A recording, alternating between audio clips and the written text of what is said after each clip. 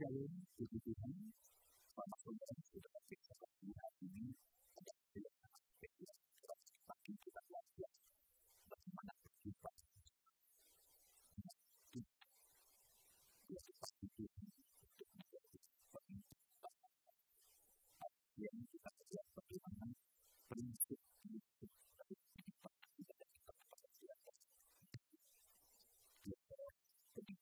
Pemimpin kita belajar dua pertanyaan yang bisa tidak itu kenapa yang tidak dapat namun itu bisa terjadi berposisi. Nah, sebenarnya kita akan belajar bagaimana pengalaman manusia ketika berkehidupan. Ini adalah ketiga dan bukan manusia masuk ke dalam berakhir. Tapi fokus kita adalah pada fokus kekelapan dan pada pasangan. Mari kita belajar. Bapak kami dalam tugas ini kami bersyukur buat waktu kita berikan bagi kami untuk kembali belajar dari firman. Terima kasih Tuhan karena ini buat belajar bagaimana kami boleh melihat dan pengalaman Tuhan, pengalaman dari dan pengalaman Tuhan. Mohon Tuhan ambil bagian dalam waktu yang baik ini agar kami dapat menangkap apa yang bermaksud, agar kami dapat lakukan biar pikiran dan hati kami dapat Tuhan lakukan hamba-Mu yang sangat terbaik kuasa hidup menyertai memberikan kekuatan Tuhan dan kemampuan Tuhan dalam tentang kehidupan. Terima kasih dari dudukkan diri di bawah dalam nama Tuhan. Puji Tuhan, Bapak Ibu Saudara yang saya kasihi. Perjumpaan dengan Tuhan dalam kehidupan itu bukan seperti tetapi perjumpaan yang juga begitu banyak gereja lebih menekankan liturgi kepada nama kita ketika ada orang. Mengapa? Selalu kita belajar menimba dalam konteks kebenaran. Jadi bukan kita tahu bagaimana kerinduan kita. Bagaimanapun ibadah itu bisa begitu banyak, tapi yang menyembahnya tidak punya hati.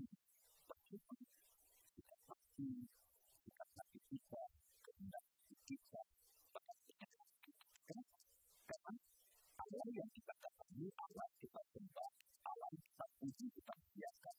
Allah yang selalu hadir. Dia pasti maksudnya kuasa. Nah, saudara yang saya kasih, ketika kita membaca tempat, ada baiknya kita melihat tentang usul sejarah. Dalam Yesaya pasal 6 ayat 1 kita mendapatkan dalam tahun mati. Kita tahu saja yang mati. Yang mati yang juga sudah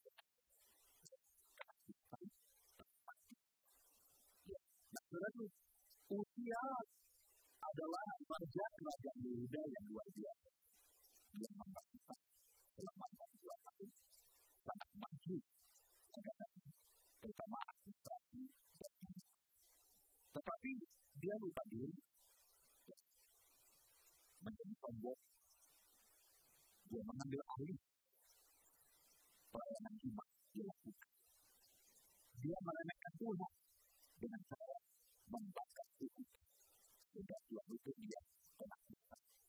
Kita bisa baca sejarah kehidupan dia yang terakhir dalam 2 Tawarik 26 ayat 1-14. Dan akibatnya krisis dan berikut. Jadi ketika Uzia mati karena aman Yehuda menjadi 2 dan dia merasakan itu kebutuhan yang sangat pertama itu dibutuhkan sementara kerajaan Asyur semakin besar pengaruhnya bisa jadi ancaman bagi kerajaan. Nah, peristiwa ini terjadi dalam tahun matinya ketika Uzia tadi kita baca Uzia disebut juga Asaria menikmati pemerintahan yang lama di kerajaan Yehuda Selatan. Dia berumur 16 tahun ketika dia dipanggil menjadi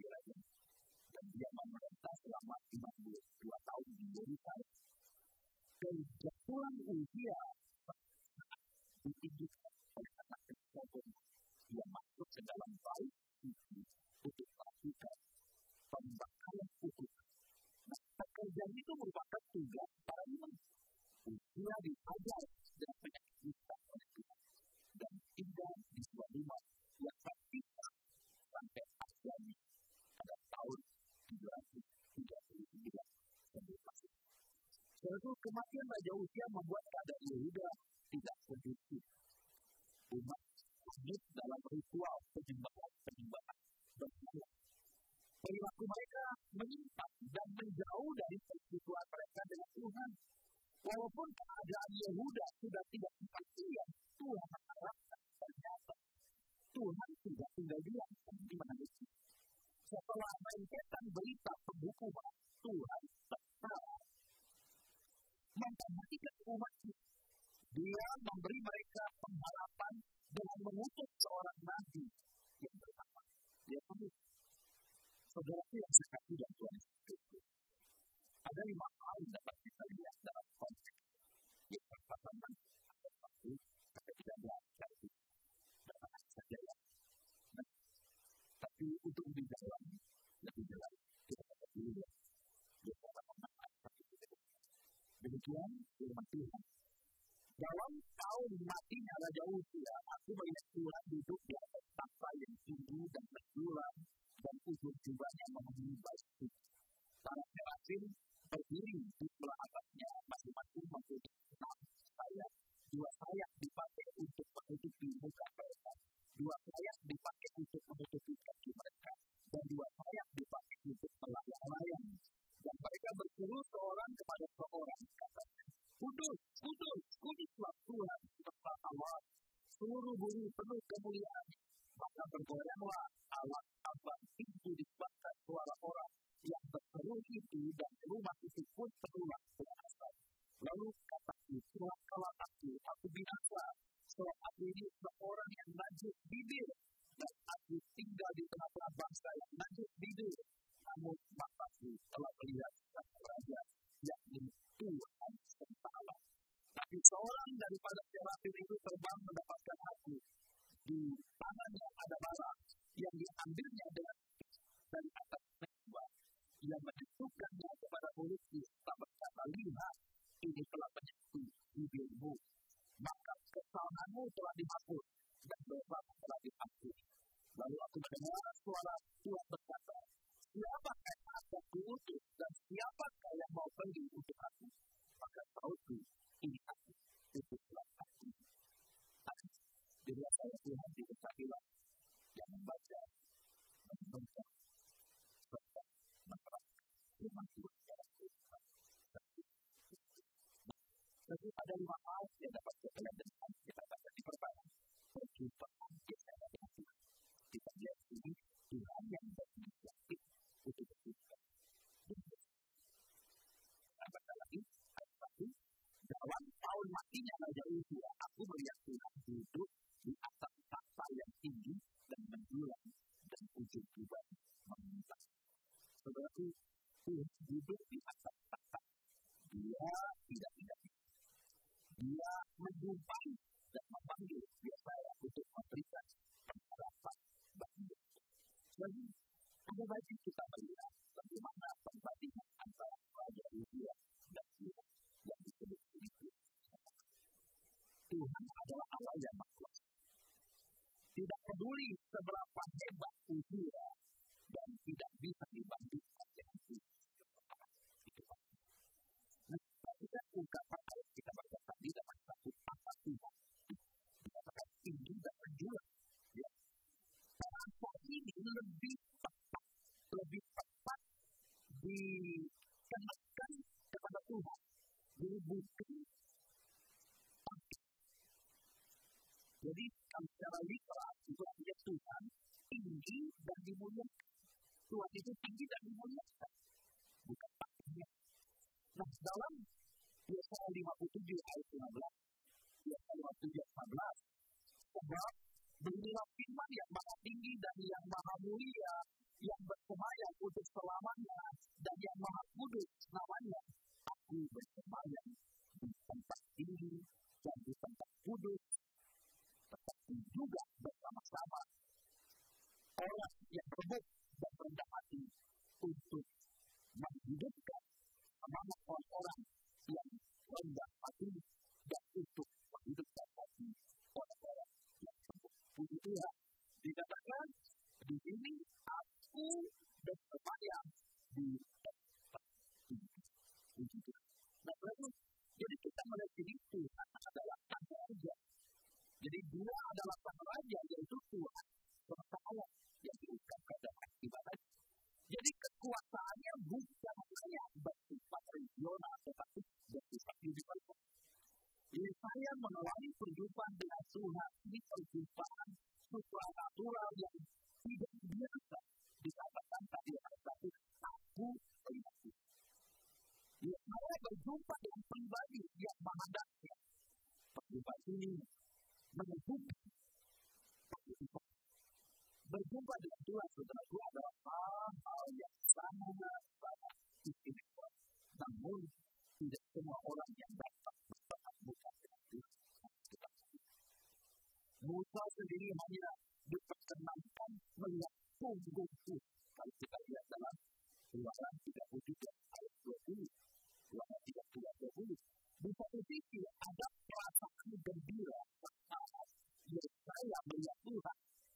Namun di sisi lain ada perasaan yang begitu mencekam dan menakutkan yang dialami oleh Yesaya. Dia adalah Allah yang maha kudus. Dikatakan tadi ujung juga Tuhan. Ujung juga Tuhan yang memenuhi baik suci ujung juga. Memenuhi baik suci. Apa mungkin mengingatkan Yesaya pada momen terakhir hidup Tuhan. Dan ini berubah setia dan menjadi berubah. Dia tidak peduli dengan perintah Tuhan tentang korban berkenan. Sehingga dia ditulangi dengan penyakit Tuhan. Dalam 2 tahun 26 ayat. Jadi tidak seperti Raja Uzia. Tuhan jauh melebihi dari Uzia. Nah, sudah saya katakan, itu poin yang penting. Yang kedua, kita melihat lebih dulu baca ayat 2-4 sampai 11. Yang pertama ayat 2-4. Para serafim berdiri di sebelah atasnya masing-masing mempunyai 6 sayap. 2 sayap dipakai untuk menutup muka mereka. 2 sayap dipakai untuk menutupi kaki mereka. Dan 2 sayap dipakai untuk melayani. Dan mereka berseru seorang kepada seorang katanya, kudus, kudus, kuduslah Tuhan semesta. Seluruh bumi penuh kemuliaan-Nya. Maka bergoyanglah alat ambang pintu disebabkan suara orang yang berseru itu, dan rumah itu pun penuh dengan air. Jadi dari ayat ini kita lihat Yesaya melihat kemuliaan. Yesaya melihat Tuhan dan para serafim yang berseru tentang kekudusan. Melalui perjumpaan ini Tuhan ingin menyatakan siapa dirinya kepada Yesaya. Allah adalah Allah yang kudus, yang tidak dapat membiarkan ketidakkudusan merajalela. Jadi kemungkinan besar Yesaya sedang berdoa, sedang beribadah di dalam pelataran bait suci itu. Ketika dia tiba-tiba dikuasai oleh kehadiran Allah yang gemilang, dia berkata, aku melihat Tuhan duduk di atas kayak bumi dan gemilang. Ketika raja-raja dunia mati, pemerintah Tuhan adalah kekal. Mazmur berkata dalam Mazmur 45 ayat 7.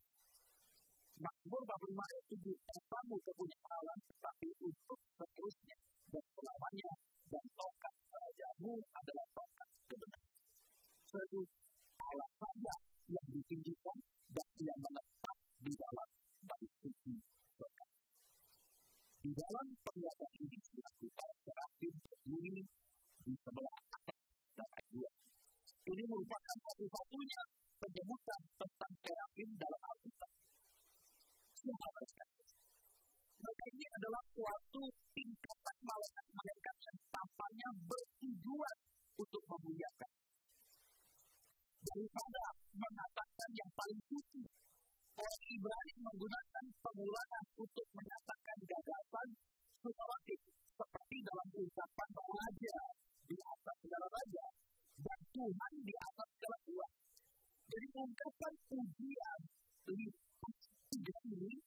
merupakan bentuk superlatif yang paling kuat di dalam bahasa Inggris. Jadi seluruh bumi dikatakan tadi dipenuhi dengan kemuliaan. Nah, kata mulia itu muncul 190 kali. Kata mulia digunakan dalam perjanjian lama 190 kali. Sekitar 35 kali digunakan dalam kitab Yesaya. Makanya, jadi kata mulia ini digunakan untuk mengungkapkan kuasa dan keadilan. Di dalam nubuatan Yeskiel dan Yeskiel 11 ayat 23. Yeskiel 11 ayat 23. Lalu kemuliaan Tuhan naik ke atas di tengah-tengah kota dan Yuda di atas gunung yang di sebelah timur. Ketika kata kemuliaan Tuhan naik ke atas, kata kemuliaan mengungkapkan kehadiran dan perlindungan Allah. Jadi ketika kemuliaan Allah meninggalkan Yerusalem, kota itu dibiarkan tidak terlindung. Ketika kemuliaan datang lagi, kehadiran dan perlindungan Allah jelas sekali. Itu diungkapkan dalam Yeskiel pasal 43 ayat 2-5. Yeskiel pasal 43 ayat 2-5 tidak dikatakan sebagai referensi. Suatu jadi kemuliaan itu merupakan manifestasi dari apa? Dari hakikat yang kudus. Jika Tuhan Maha Kudus menyatakan diri dan berhubungan dengan dunia, maka kemuliaannya meliputi seluruh bumi. Jadi kemuliaan Tuhan merupakan kuasa yang dinamis yang nanti akan membaharui bumi sehingga seluruh bumi akan penuh kemuliaannya hingga pada kedatangan Tuhan Yesus kembali. Saudaraku yang saya kasih dan Tuhan Yesus, kita beribadah ingin berjumpa dengan Tuhan yang besar dan kudus, maka kita butuh pikiran, perasaan, kehendak, bahkan seluruh hidup kita harus banyak petunjuk kepada Allah. Sehingga puji-pujian yang kita naikkan adalah puji-pujian yang didasarkan pada perjalanan diri kita kepada Tuhan. Jadi apapun yang kita lakukan harus tertuju pada satu yaitu apa? Memuliakan Tuhan. Satu harus berkata memuliakan Allah dengan hidup. Itu perkataan kita. Dan satu kali menangkan itu, satu kali sebulan tidak bisa jika engkau mati, atau jika engkau hidup, atau jika engkau mati, bagaimana? Lakukan apa itu terjadi. Maka itu, yang ketiga, Yesaya menghindari ketidaklayakan. Mari kita lihat ayat yang kelima. Ayat yang kelima, ayat kelima. Lalu kata celakalah aku binasa. Sebab aku ini seorang yang najis bibir, dan aku tinggal di tengah bangsa yang najis bibir. Namun mataku telah melihat sang raja yang kuasa. Dari ayat ini kita bisa melihat yang ketiga, Yesaya menyadari ketidaklayakan. Yang mengakui dirinya tidak patut, tidak layak di hadapan Tuhan. Dari kehidupan dengan Tuhan, dia melihat dirinya, dia bukan apa-apa. Dia sedang hidup di tengah-tengah Tuhan yang menakut. Jadi, menariknya, jadi orang yang dekat dengan Tuhan, semakin dekat dengan Tuhan, semakin dia dirinya. Tidak dia dikatakan. Nah, seorang yang menggetarkan dan pada berarti tentang ketat Tuhan yang kudus dengan pada takut dan getar yang lain mengakui bahwa dirinya ini tidak pantas, dirinya tidak layak belajar di hadapan Tuhan. Tuhan begitu aku, begitu mulia, begitu kudus. Dan Yesaya pun mengakui bahwa dirinya hidup di tengah-tengah lingkungan yang najis bibir dan ia pun tertular oleh kenajisan itu. Jadi pengenalan Yesaya akan siapa Tuhan melalui pengalaman dramatisnya melihat dan berhadapan langsung dengan keagungan dan kekudusan Tuhan, memberikan efek, memberikan dampak yang besar bagi pengenalan akan dirinya di hadapan Tuhan. Yesaya menyadari betapa hina dan hancurnya ia sebagai manusia berdosa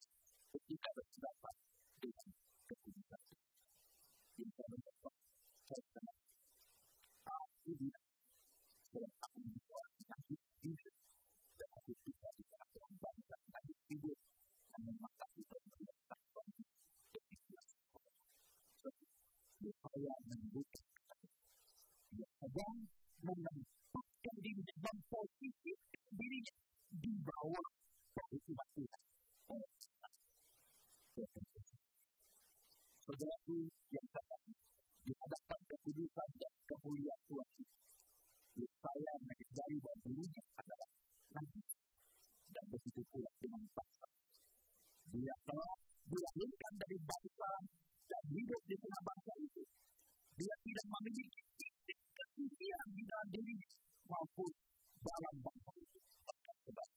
Oleh karena melihat kemuliaan, melihat kekudusan Allah, saya ditelanjangi secara rohani sehingga dia mengaku dirinya seorang yang apa yang dikatakan manusia menjadikan saya mengaku dosanya sendiri, yaitu perjanjian tanggung jawab diri dan persahabatan tanggung jawab bersama. Yang perlu kita ketahui dalam perjumpaan dengan Allah, saya melihat bahwa dirinya tidak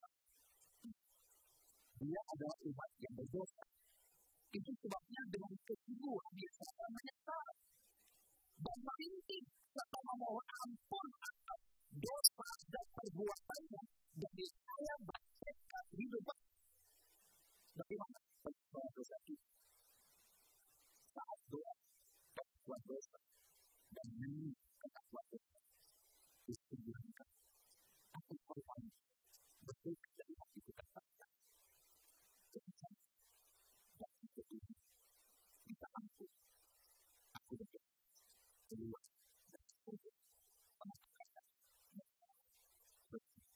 bagi kita pasti pengalaman kita terhadap Allah akan betul pengalaman terhadap itu karena memang kita tertarik siapa melihat Tuhan dalam segala kemuliaan membuat saya menghindari siapa itu manusia terus lupa dirinya yang ingin sampai dibuat kita dengan itu memastikan kita ada bukan bagi kita lihat ayat 6 dan 7 tetapi seorang daripada terapi itu terbang mendapatkan di tangannya ada bahan yang diambil dari atas dia menunjukkan kepada mulutku serta berkata lihat ini saya begitu ini maka kesalahan dalam satu dan kesalahan dalam satu dan tempat dosa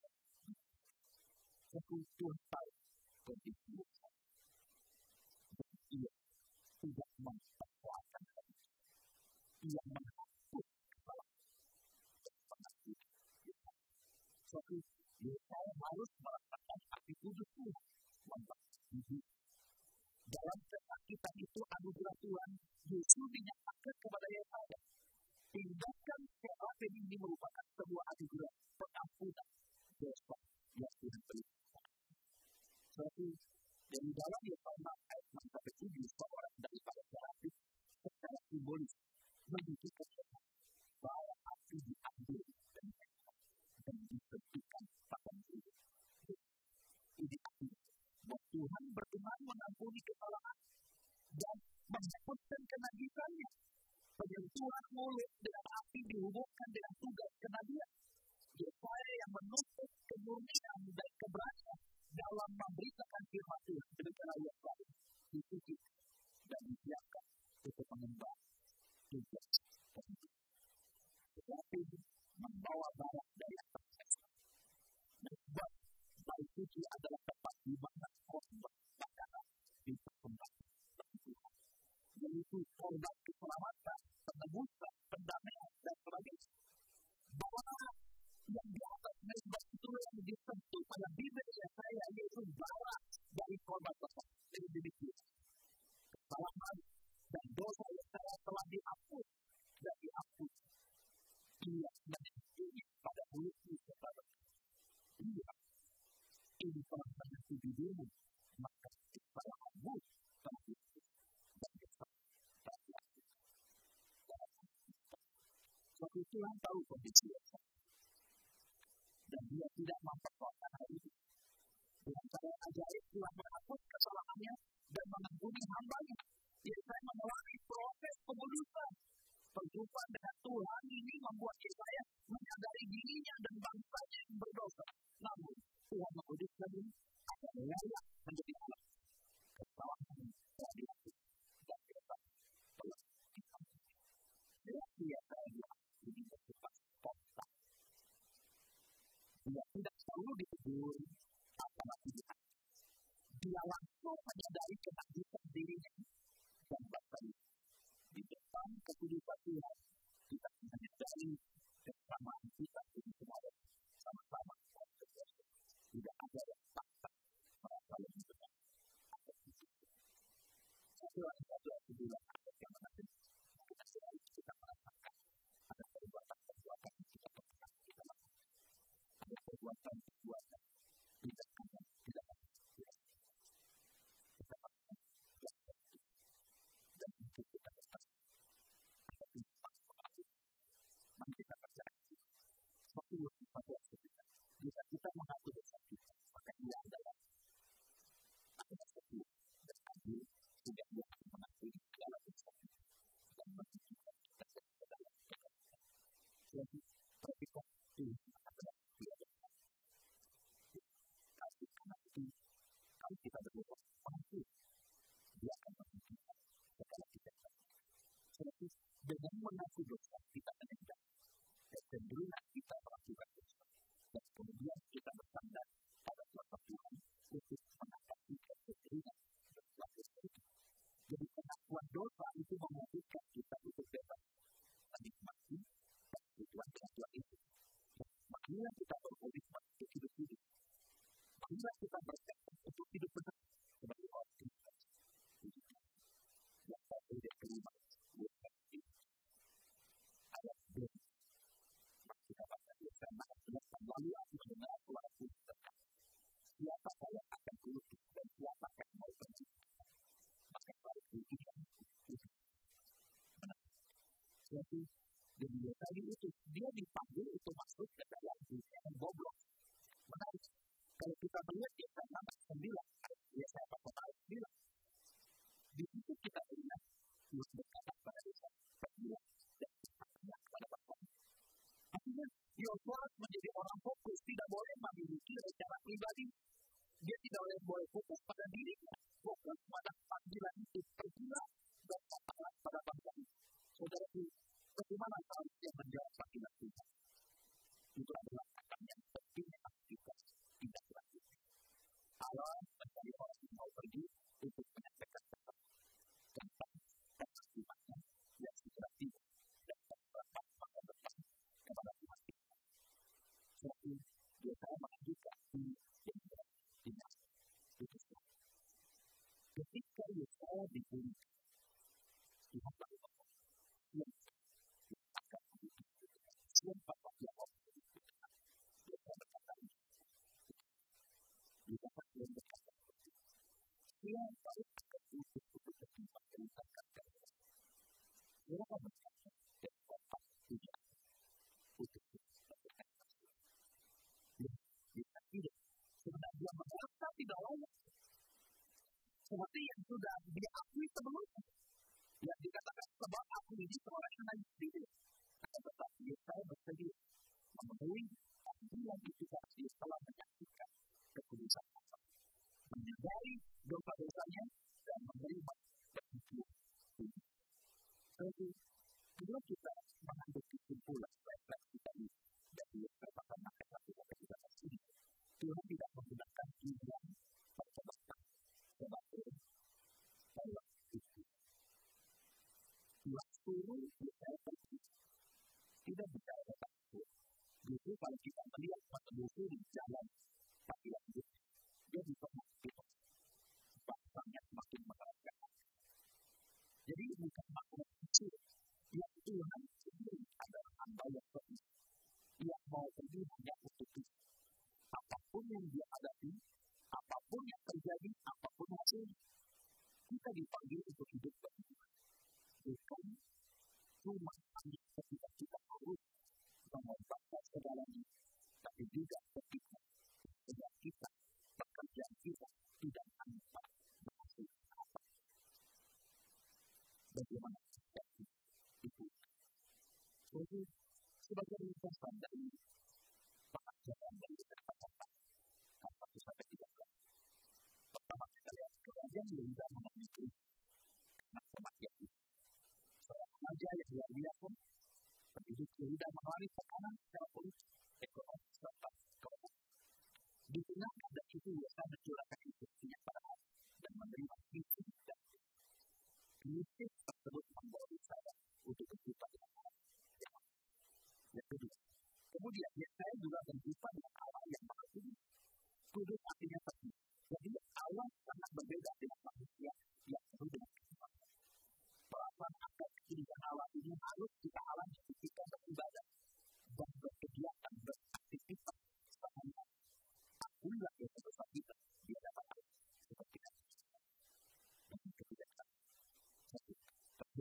dipulihkan oleh anugerah dan kebaikan.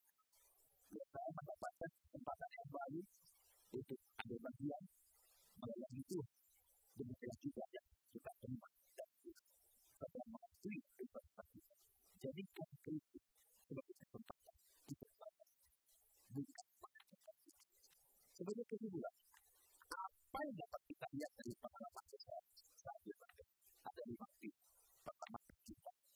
Saya berjumpa. Tips kedua, pemilihan. Tips dapat dalam kerja. Tips ketiga, pengakuan. Jadi saya menyadari diri yang berbeda. Yang mengakui. Yang keempat, tempat pemilih. Yang saya laku. Yang kelima, kita. Yang dari itu sebagai anak. Begitu, kita bernasib. Dalam diri saya 54. Demikianlah firman yang keluar dari itu. Dia tidak akan kembali kepada diri manusia, tapi dia akan melaksanakan apa yang dikehendaki dan akan berakhir dengan apa yang dikehendaki. Jadi apa yang kita sampaikan tentang Tuhan tidak akan kembali ke kita. Sebagai pertama, pendeta ini pendiri sudah begitu. Bapak pendeta terbuka kepada pakai posisi dalam masih kita pakai posisi. Beliau dipakai dalam masih beliau tidak pernah mengatakan dibandingkan dengan dia terbingung, dia belum kita ketemu itu kebetulan apa dia bagikan kita cukup panjang tapi cukup diri terjatuh untuk berkata sudah saya tidak punya itu tapi itu sudah panjang lebar dan kita maka ini tidak ambil keputusan kita dan saya proses itu tidak tidak perlu tahu kemudian dalam pertemuan seperti ada seorang bapak yang kami bapak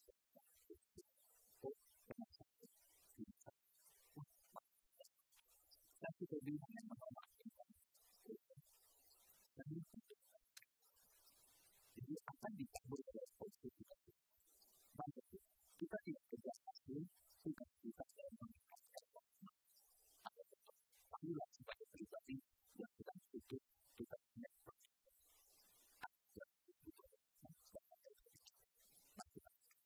Bapak terima kasih